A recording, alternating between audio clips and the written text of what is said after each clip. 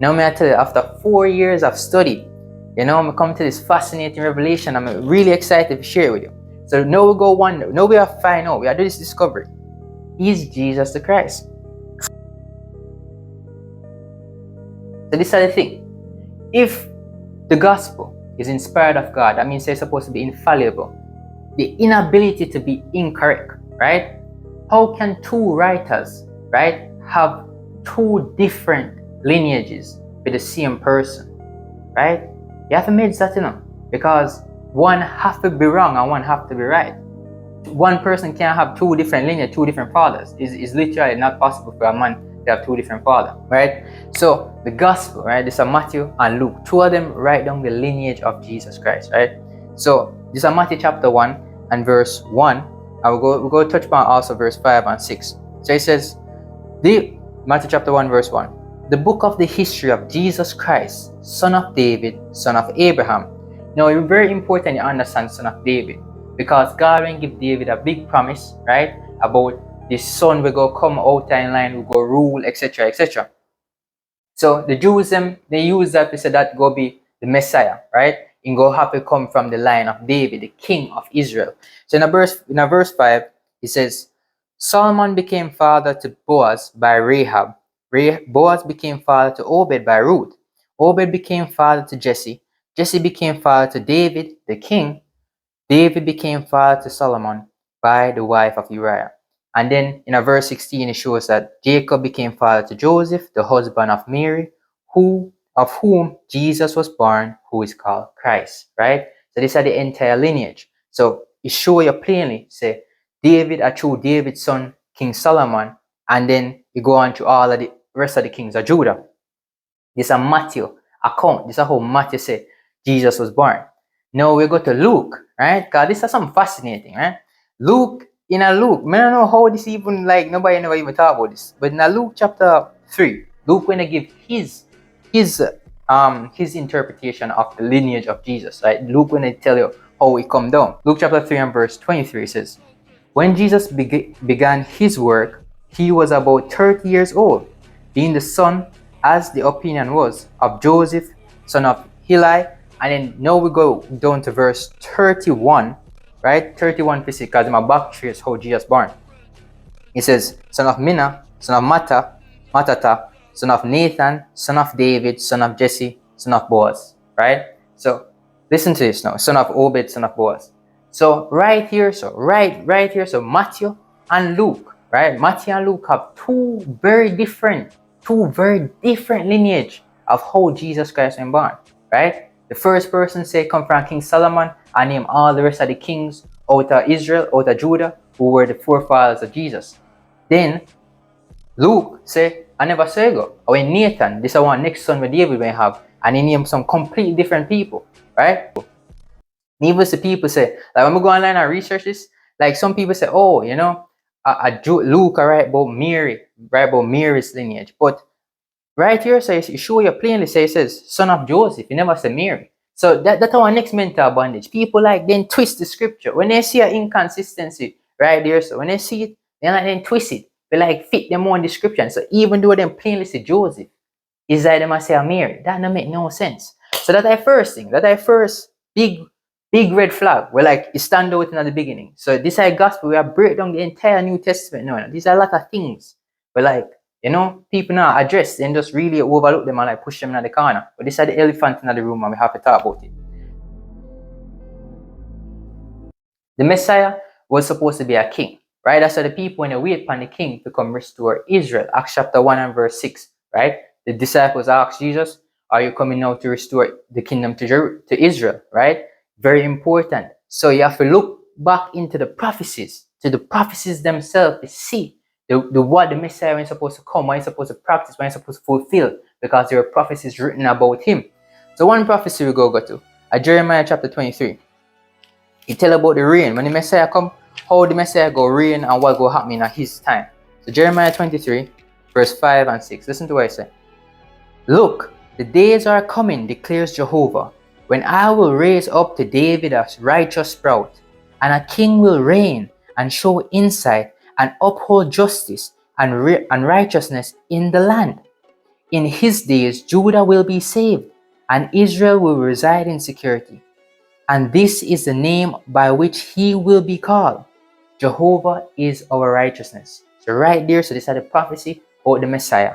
A king who will come from the line of David, who therefore go reign with and show insight, uphold justice and righteousness in the land. Which land? The land of Israel. Now, you could also say you go have peace and security for Israel and Judah. So here's a question I'm going to ask. During Jesus' time, did Jesus reign as a king?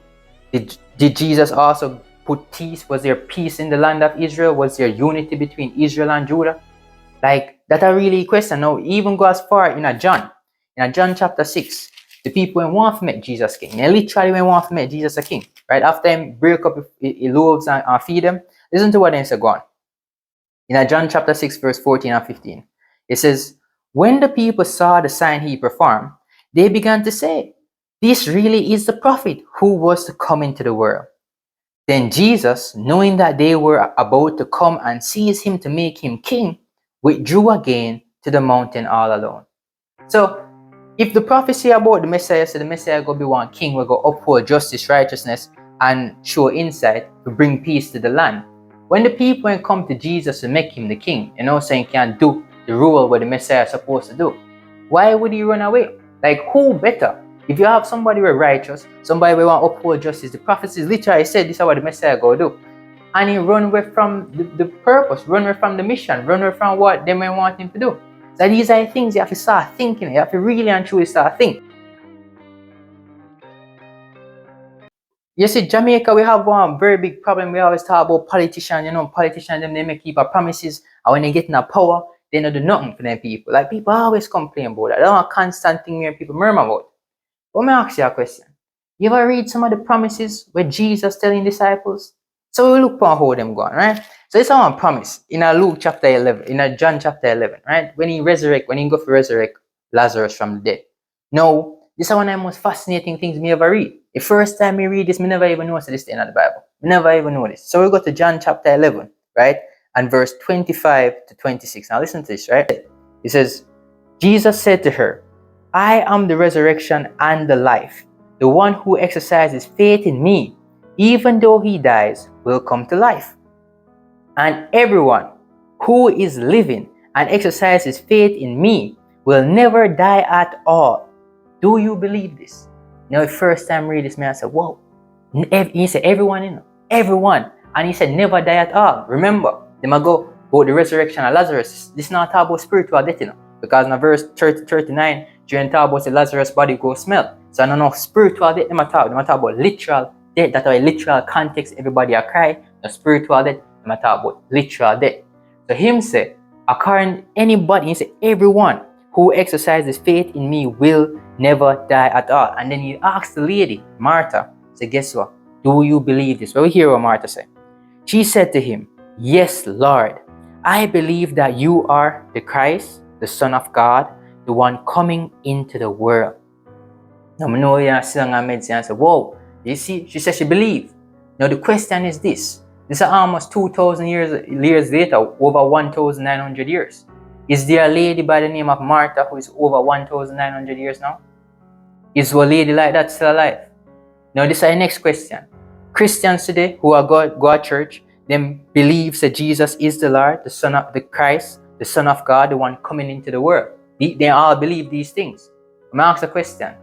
If Christians believe these things, why are there funeral keeping in churches today? If, according to Jesus, everyone who is living and exercises faith in me will never die at all. So why are funerals being kept in churches today? When Jesus said, nobody go dead if you believe in me. And according to him again, we'll just back this up. This is Matthew chapter 28, right? According to what they say, in said to them before and leave. Matthew chapter 28 and verse 18, it says, Jesus approached and spoke to them, saying, all authority has been given me in heaven and on the earth. So Jesus saying, get the power. So if you can get the power now, why is it the Christians might die? Why is it funerals are keeping at churches? Him saying have the power, and I'm saying don't have the power. He say all authority given to him in heaven and on the earth. So these are the things we have to start reflect on. You have to really start asking these questions. It's like hard-hitting questions, no. Realize something. Them believes that Jesus sacrifice. Jesus was a sacrifice which God used to atone for the sins of the world, right? The death of Jesus, God used him as a human sacrifice to atone for the sins of the world, right? We'll go to Ephesians chapter 5. We'll back this up with the scripture. Ephesians chapter 5 and verse 1 and 2. Listen to what I say. Therefore, become imitators of God as beloved children, and go on walking in love, just as the Christ also loved us and gave himself for us as an offering and a sacrifice, a sweet fragrance to God. So Apostle Paul plainly said, Christ offered himself as a sacrifice to God, right? To which God am I talking about? Jehovah, Yahweh, the God of Israel. That's the God in my table. So we go see, according to the law, how God feel about human sacrifice, right? So we go to, that's why you have to cross-reference everything with the law, man. May I tell you, say, my God, you see when I start reading law, start studying law, oh my God, a lot of these mental bondage, you start break apart, you really start break them apart. So Deuteronomy chapter 12 and verse 31, listen to what I say. You must not do this to Jehovah your God, because they do for their gods every detestable thing that Jehovah hates, even burning their sons and their daughters in the fire to their gods. So right there, so Moses plainly explained, say human sacrifice is something that Jehovah hates. That concept, he hates it. Now, we'll go here with God himself when he said to Jeremiah, right? Jeremiah chapter 19 verse 5, it says this. They built the high places of Baal in order to burn their sons in the fire as a whole burnt offerings to Baal, something that I had not commanded or spoken of, and that had never even come into my heart. So the true God literally said, the idea of a human sacrifice never come into his heart. So why would he want to sacrifice a man to atone for sins when he don't like human sacrifice? Matter of fact, he create one entire system of priests and the burnt offering, the guilt offering, the sin offering, every single thing. And he never even once say, Aaron, at one day, the day of atonement, get one young man who, without any sin, who will keep all of my laws, and then sacrifice him as an atonement for the sins of Israel. God literally never do that. God went always contented with one sheep, one young calf, one ram. God never asks for human sacrifice. God don't like the idea of that. As something will never come up into his heart. He never meditate upon these ideas. So therefore, why are we being taught that the same God who is saying don't like human sacrifice, these ideas don't even come in our head? Why are we taught saying would I sacrifice a man to atone for sins? A lot of people always say, well, God needs sacrifice to forgive sins. God needs a sacrifice to forgive sins because God not forgive no sins unless a sacrifice. So that's why Jesus may have to dead. Well, that's not true. You see, all these concepts come when you don't study the law, when you not read the Tanakh, when you not meditate upon these concepts. You get lost. You get lost with these concepts, right? So a simple question I have to show is that when King David went sleep with Uriah's wife, Bathsheba, and then make Uriah get murdered by the other people, that was like adultery, which is a sin deserving of death, and in technically it caused man for getting death, which is murder. So two sins that he commit, which deserve of death. So what animal did King David sacrifice to get his sins forgiven by God? Adultery and murder. Read the scriptures for yourself. Read the Bible for yourself. And you have to understand the concept. As men talk about with the Babylon system, them create these terminologies, Old Testament and New Testament. You see, what they call the Old Testament are the Tanakh, right? Which is God's word, which are what the Jews them study through the entire thing. That's what Apostle Paul talk about by scripture. That's what they might talk about. So every single thing we are reading in the New Testament, cross-reference it with where you say the Old Testament, cross-reference it with that and see if you stand up to the light of day, especially the law. You see, once you stray from the law, say you're in a mental bondage. That's why you have over 45,000 Christian denominations.